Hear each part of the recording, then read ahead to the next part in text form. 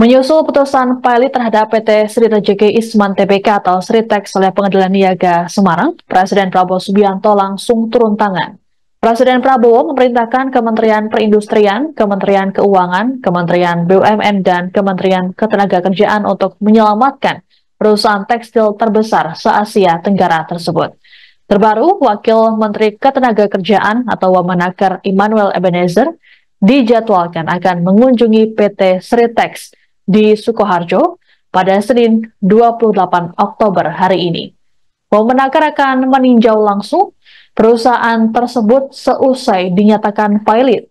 Informasi ini disampaikan oleh Karohumas Kemenaker Sunardi Manampiar Sinaga.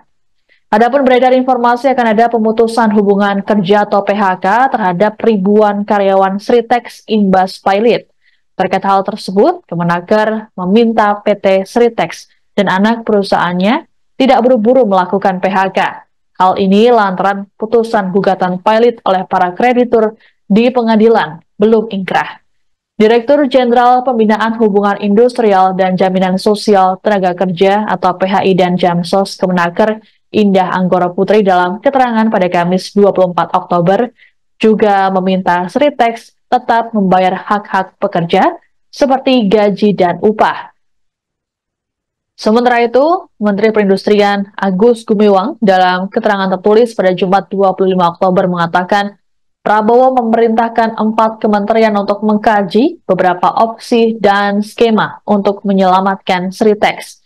Agus menegaskan kini prioritas pemerintah adalah menyelamatkan nasib karyawan dari ancaman PHK.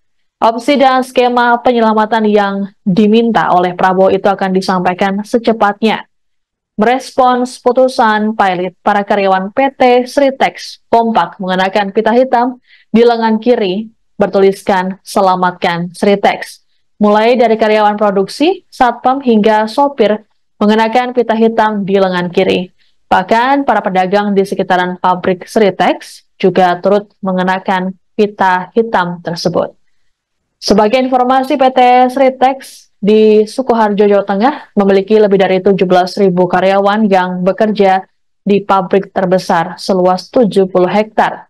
Perusahaan ini fokus pada berbagai lini produksi, mulai dari pemintalan, penenunan, pencetakan, pencelupan, dan garmen. Sritex juga dikenal secara global karena memproduksi seragam militer untuk negara-negara anggota NATO dan Jerman.